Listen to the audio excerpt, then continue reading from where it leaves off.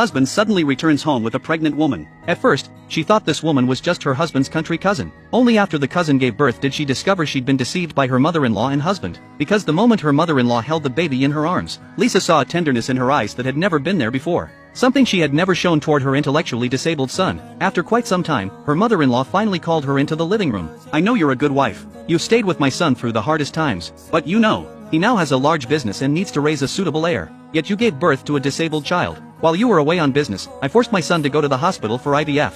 The child's mother has no emotional connection to my son. She was only responsible for delivering a baby. So don't argue with my son, because you will now have a normal son." Her mother-in-law's venomous face and her husband's deception were unbearable. She rushed into the bedroom and began packing her luggage, preparing to leave. But her husband kept pressuring her to accept this innocent child. Lisa angrily slapped him across the face. She would not only reject this child but also divorce him. Paul was instantly enraged. Lisa then suffered a brutal beating. Even her intellectually disabled son was also severely punished. When her daughter tried to reason with her father, he locked her in a room. Lisa's agonizing screams were futile, because her heartless husband had already gone out drinking. When Paul woke up, he discovered his typically timid wife had fled overnight with both children. Just as Paul was fuming with anger, the woman who had just given birth tried to seize the opportunity to take Lisa's place. Paul said he only loved his wife in this lifetime. "From the moment you appeared at the hospital, you should have understood you were merely a tool for childbearing. Feed the baby for a few days, then take the money and get out." After teaching this presumptuous woman a harsh lesson, Paul immediately launched efforts to capture his wife. Meanwhile, Lisa had already boarded a train heading out of town with the children.